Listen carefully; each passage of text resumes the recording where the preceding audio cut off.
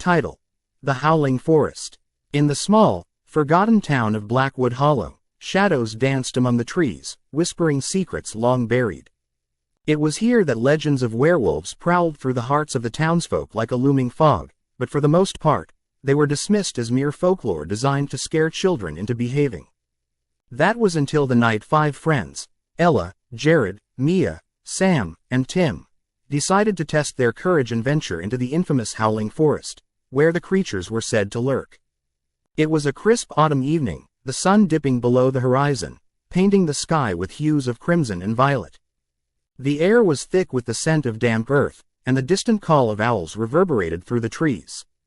Backquote: "I can't believe you guys went along with this," backquote Ella griped, her voice slightly trembling as they stood at the forest's edge. Backquote: "It's just a bunch of stories, right?" Backquote. Tim, the self-proclaimed leader of the group, laughed. Backquote: "What's wrong, Ella? Afraid of a few wolves?" Backquote. Confidence swelled through the group, replacing doubt as they exchanged teasing remarks. Ella tried her best to shake off the shivers creeping up her spine as Jared led the charge into the thick underbrush. They walked deeper into the forest until the last remnants of daylight disappeared completely, leaving them surrounded by darkness. The sounds of the forest came alive, leaves rustling, branches creaking. The night air felt thick with tension as they moved further in, their voices reduced to whispers of bravado. Backquote: "Let's set up camp by the old oak," backquote Mia suggested, pointing toward a massive tree with gnarled roots that jutted out from the earth like claws. They built a small fire, but even the flickering flames felt insufficient against the encroaching darkness. As they sat around the fire, Sam pulled out his phone and opened a local legends page. Backquote: "Look at this.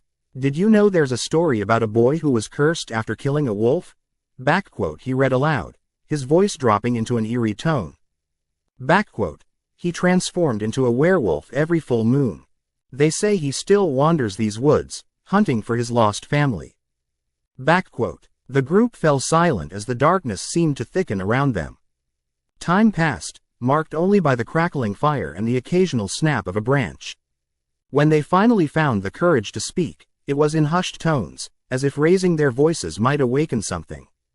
Suddenly, a distant howl echoed through the trees, chilling them to the bone. Backquote: "That's just a coyote," backquote Jared insisted, feigning bravery, but everyone could see the tension in his jaw. Seconds turned to minutes, and just as the last of the firewood began to burn down, another howl broke the night, closer and more menacing. This time Tim's bravado faltered. Backquote: "Maybe we should." Before he could finish, the underbrush erupted with movement. A massive figure burst into their circle, backlit by the dying fire. It was cloaked in shadows, taller than any human, with eyes that glowed a fierce amber. The creature lunged, and their instincts kicked in, sending the friends scattering into the trees, fear taking hold of them like a vice. Ella and Mia ran side by side, panting and gasping as they tried to navigate the labyrinth of trees. They could hear the guttural growls, the rustling leaves, and the intensive crashes of the creature crashing after them. They stumbled upon the old oak, where they had initially set up camp, but the fire was now nothing more than a shimmer of embers. Backquote: "We can't let it catch us. Where's Tim and the others?"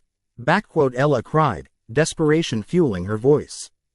But as they crouched behind the oak tree, sheltering their bodies in trembling silence, a chorus of howling erupted around them. It was clear, they weren't alone in the forest anymore. Suddenly, they saw the pale flash of fur darting in their direction. Ella's heart raced as she turned, but before she could scream, it was upon them.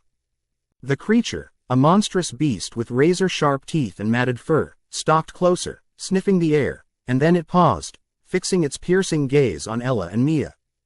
Backquote: "Run!" Backquote Mia screamed, pulling Ella as they sprinted in the opposite direction. Every tree, every shadow felt alive, and it was all they could do to stay ahead of the monstrous creature pursuing them. They heard shouts from Jared and Sam behind them, but there was no time to look back. In a desperate scramble, they reached a narrow ravine, its steep sides lined with rocks and roots. Without thinking, they jumped, landing with a thud on the other side, hearts pounding. But the howling continued to ring out, becoming a cacophony of terror as it filled every corner of the forest. Suddenly, the howling shifted, wavering between animalistic sounds and unsettling human cries. They looked at each other in horror as the realization dawned upon them.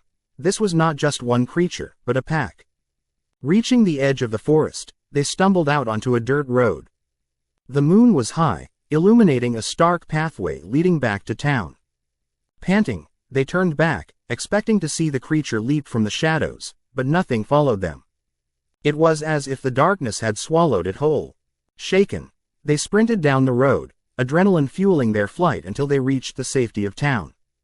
As dawn broke, the sun creeping over the horizon, they found Jared by the local diner, pale and shaken. Sam still hadn't returned. They knew that the legends of Blackwood Hollow were not simply stories. The next full moon would rise again, and with it, the promise of the creatures lurking in the shadows.